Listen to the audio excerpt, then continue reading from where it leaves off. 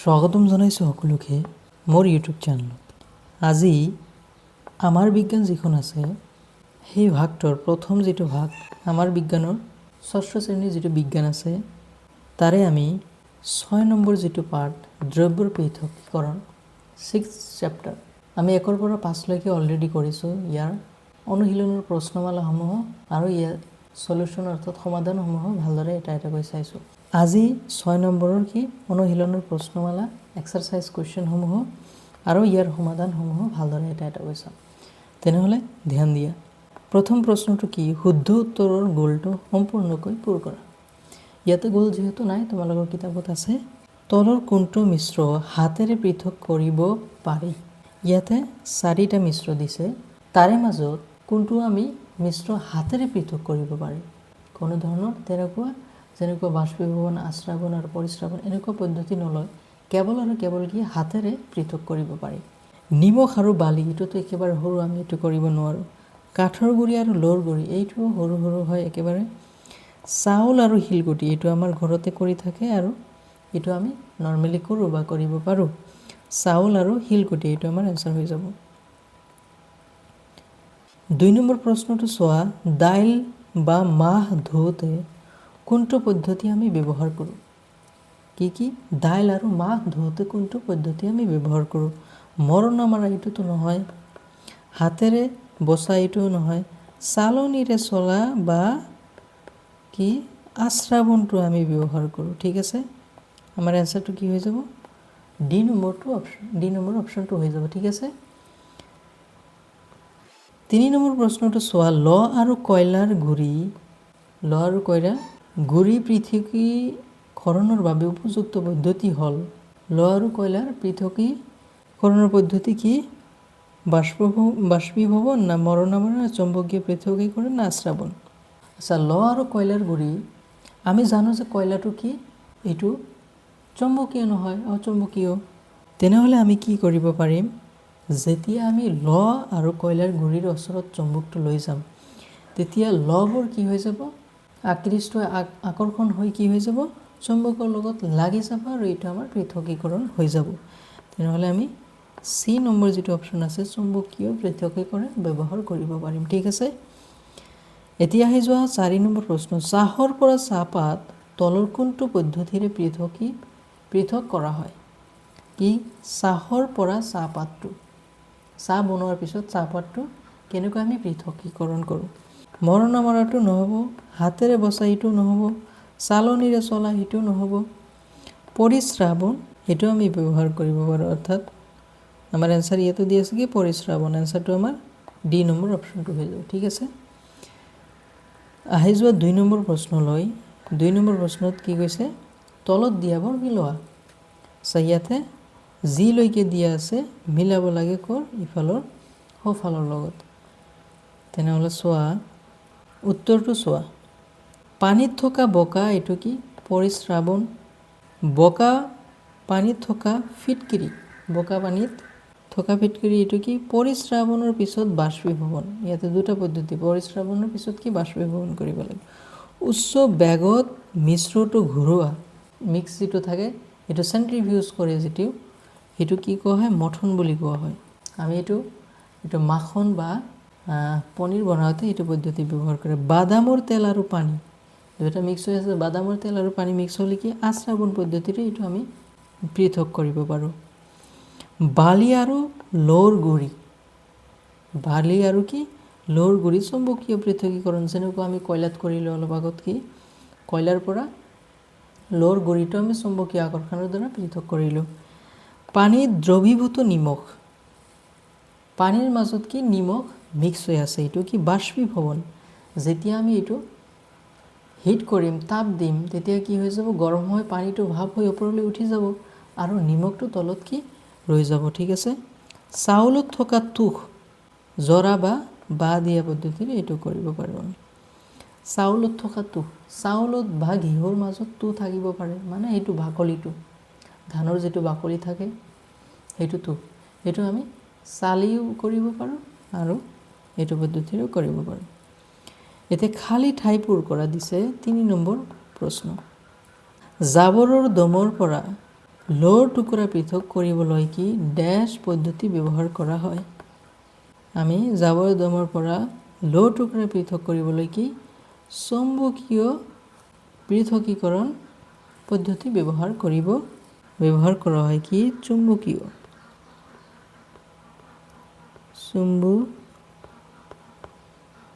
চুম্বকীয় পদ্ধতি ব্যৱহাৰ কৰিব পাৰোঁ। এতিয়া বি নম্বৰত আহি যোৱা দুটা মিহলি নোহোৱা জুলীয়া দ্ৰব্য আচ্ছা গোটা জুলীয় আৰু গেছীয়। জুলীয় হ'ল কি লিকুইড যিটো কোৱা হয়। দুটা মিহলি নোহোৱা মিক্স নোহোৱা জুলীয়া দ্ৰব্য ড্যাশ পদ্ধতিৰ সহায়ত পৃথক কৰিব পাৰি। কিহৰ দ্বাৰা? পদ্ধতিটো কি আশ্ৰাবণ পদ্ধতি। কি পদ্ধতি? আশ্ৰাবণ পদ্ধতি। ঠিক আছে।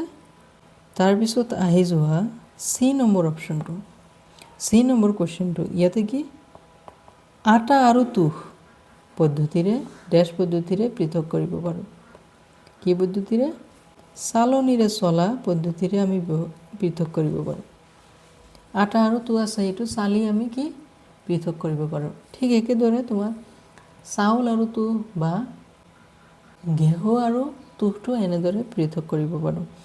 ডি নম্বৰটো চোৱা ড্যাশ পদ্ধতিৰে খেৰৰ পৰা ঘেঁহু পৃথক কৰিব পাৰি। মৰণা মৰা এইটো আমি সকলোৱে জানো।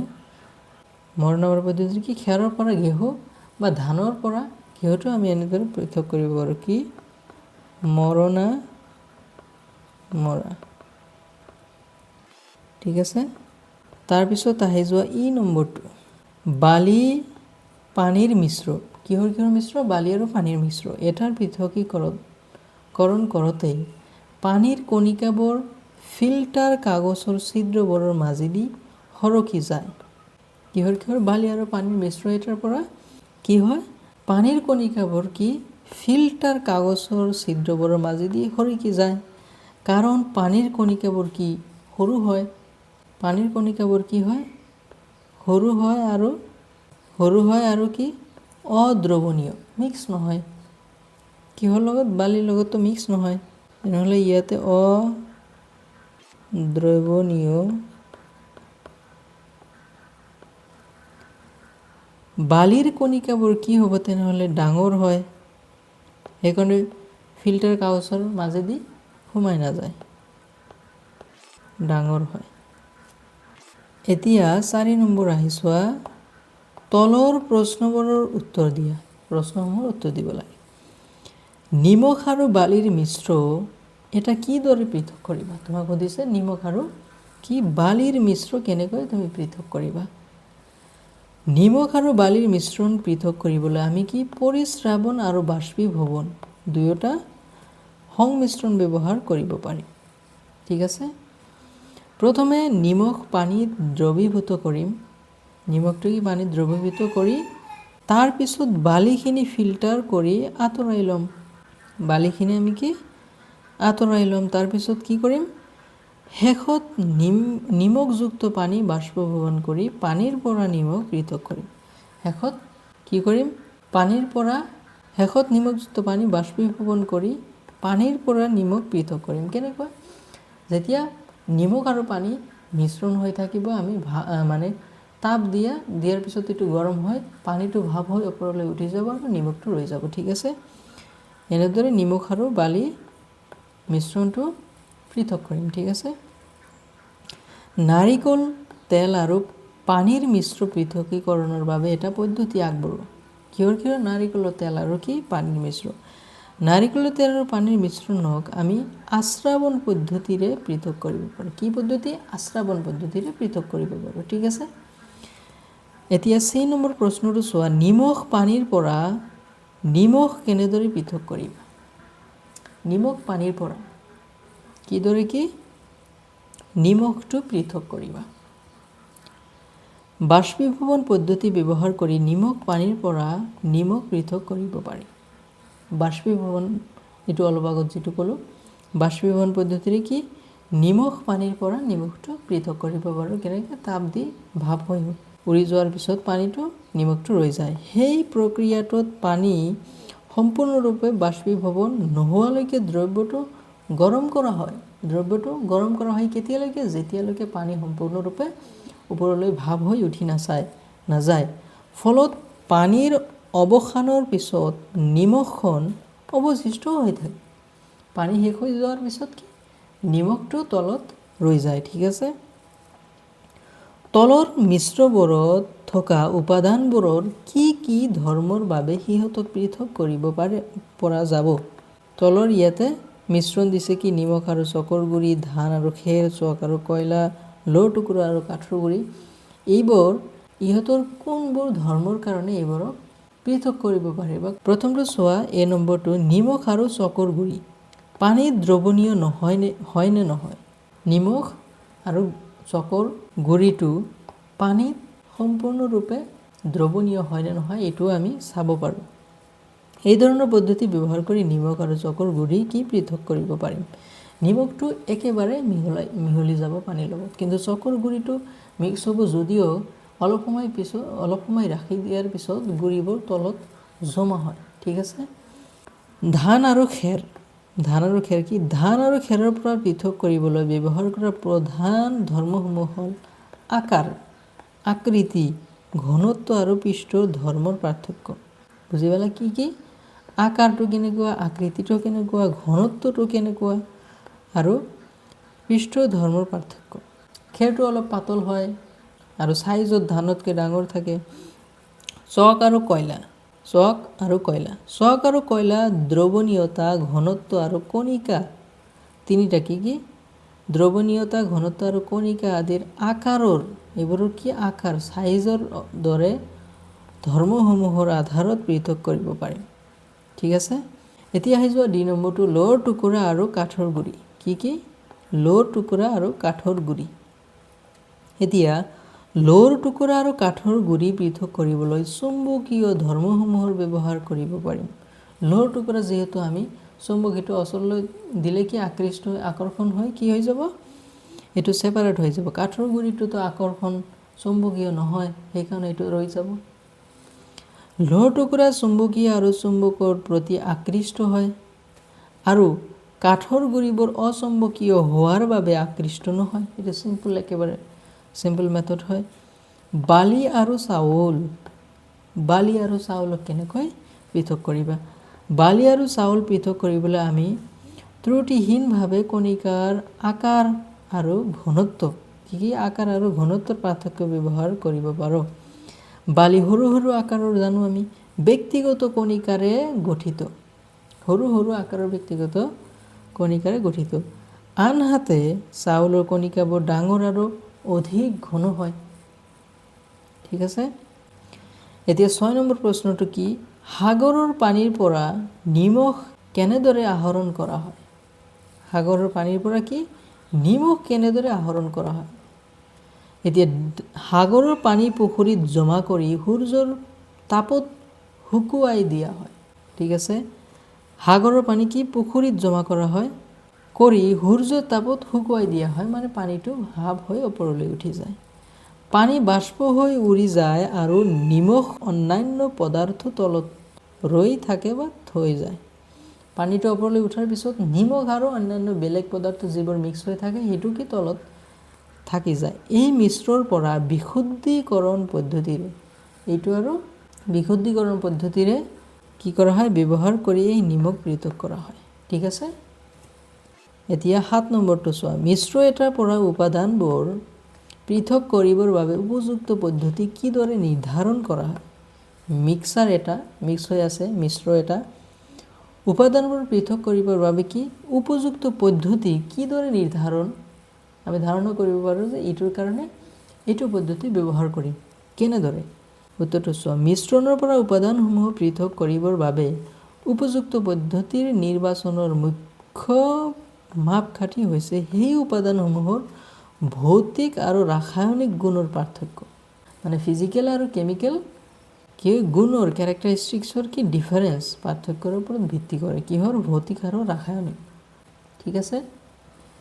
এতিয়া এই গুণসমূহৰ ভিতৰত কণিকাৰ আকাৰ, ঘনত্ব, দ্ৰৱণীয়তা, উতলাংক আৰু চুম্বকীয় ধৰ্ম আদি অন্তৰ্ভুক্ত। কি আকাৰ, ঘনত্ব, দ্ৰৱণীয়তা, উৎলাংক আৰু চুম্বকীয় ধৰ্ম। এই পাঁচটাৰ ওপৰত ভিত্তি কৰি আমি কি কৰোঁ? পৃথকীকৰণৰ ধাৰণাটো নিৰ্ণয় কৰোঁ। ঠিক আছে? এতিয়া আহা 8 নম্বৰটো। নদীৰ বোকা পানীৰ পৰা ফটফটীয়া ক্লিয়াৰ যিটো পানী পাবৰ বাবে ব্যৱহাৰ কৰিব পৰা সকলোবোৰ পদ্ধতিৰ নাম লিখা। নদীৰ পানীৰ পৰা ক্লিয়াৰ মানে বিশুদ্ধ পানী কেনেকৈ আমি পাব পাৰোঁ। নদীৰ বোকা পানীৰ পৰা ফটফটীয়া পানী পাবৰ বাবে ব্যৱহাৰ কৰিব পৰা সকলোবোৰ পদ্ধতি হৈছে কি কি? পৰিস্ৰাবন এটা, অৱক্ষেপন এটা, আশ্ৰাবন এটা আৰু ৰাসায়নিক পৰিশোধন এটা। এই চাৰিওটা পদ্ধতি আদি কেইবাটাও পদ্ধতি ব্যৱহাৰ কৰিব পাৰোঁ। মেইনলি আমি চাৰিওটা কি কি? পৰিস্ৰাবন, অৱক্ষেপন, আশ্ৰাবন আৰু ৰাসায়নিক পৰিশোধন এই চাৰিওটা পদ্ধতি ব্যৱহাৰ কৰি কি নদীৰ পানীটোক আমি ফটফটীয়া অৰ্থাৎ ক্লিয়াৰ বিশুদ্ধ পানী হিচাপে ব্যৱহাৰ কৰিব পাৰোঁ। ঠিক আছে? এতিয়া আহি যোৱা 9 নম্বৰ প্ৰশ্নটো। উপযুক্ত চিত্ৰসহ পৰিস্ৰাবন পদ্ধতিটো ব্যাখ্যা কৰা। চিত্ৰৰ পৰা পৰিস্ৰাবন কি? পৰিস্ৰাবন হৈছে তৰল পদাৰ্থৰ পৰা কঠিন কণা পৃথক কৰা এটা পদ্ধতি। তৰল এটা পদাৰ্থ আছে, তাৰ পৰা কঠিন কণা যিবোৰ সৰু সৰু থাকে সেইটো পৃথক কৰা। দৈনন্দিন জীৱনত ইয়াৰ ব্যৱহাৰ এনেদৰে দেখা যায়। চাহৰ পৰা চাহপাত পৃথক কৰিবলৈ। চাহৰ পৰা চাহপাত পৃথক কৰিবলৈ আমি কি চেকেনি যেনেকৈ ইউজ কৰোঁ, ব্যৱহাৰ কৰোঁ। এতিয়া অৱশিষ্ট তলত যে এইটো ৰৈ যায় সেইটো অৱশিষ্ট। ফিল্টাৰ, এইটো ফিল্টাৰ বা আমি যিটো কি ইউজ কৰোঁ, চেকনি ইউজ কৰোঁ। ইয়াতে বেলেগ এইটো চাহৰ কথা মই ক'লোঁ, এইটো বেলেগ হ'লে ইয়াতে আমি ফিল্টাৰ পেপাৰ ইউজ কৰোঁ। পৰিশ্ৰুত তলত যিটো আহিল, ঠিক আছে, এইটো কোৱা হয়। তেনেহ'লে কি অৱশিষ্ট থাকিল, ফিল্টাৰ, পৰিশ্ৰুত। ঠিক আছে? আৰু পদ্ধতিটো কি? পৰিস্ৰাবন। ঠিক আছে? এতিয়া 10 নম্বৰ প্ৰশ্নটো চোৱা। পাঠৰ ক্ৰিয়াকলাপ 6.2 অনুসৰি সম্ভৱপৰ সকলো মিশ্ৰৰ বাবে প্ৰয়োজ্য পৃথকীকৰণ পদ্ধতিসমূহ উল্লেখ কৰা। ইয়াতে কি কি? তিনিটাতে 1, 2, 3 ইয়াতে 1 নম্বৰটো তাতে কৰি দিয়া আছে কি দুটা দ্ৰব্য ল'ব লাগে। ইয়াতে কি নিমখ আৰু পানী লৈছে। এতিয়া সিহঁতৰ ভৌতিক অৱস্থা, ফিজিকেল এপিয়াৰেঞ্চ কেনেকুৱা, বাহিৰৰ পৰা কেনেকুৱা দেখে। গোটা আৰু জুলীয়া। নিমখটো গোটা হয় আৰু পানীটো জুলীয়া হয়। দ্ৰৱণীয় আৰু অদ্ৰৱণীয়, সেইটো তোমাক ডিচাইড কৰিব লাগিব দুয়োটাৰ মাজত দ্ৰৱণীয় নে অদ্ৰৱণীয়। দ্ৰৱণীয় মানে দুয়োটা মিক্স হয়, পানী আৰু কি নিমখ দুয়োটাই দ্ৰৱণীয়। এতিয়া পৃথকীকৰণ পদ্ধতি আমি কি ব্যৱহাৰ কৰিব পাৰোঁ? বাষ্পীভৱন অৰ্থাৎ ভাপ হয় যিটো ওপৰলৈ উঠি যায়। ঠিক আছে? 2 নম্বৰটো চোৱা আৰু 3 নম্বৰটো চোৱা। ইয়াতে 2 নম্বৰটো কি?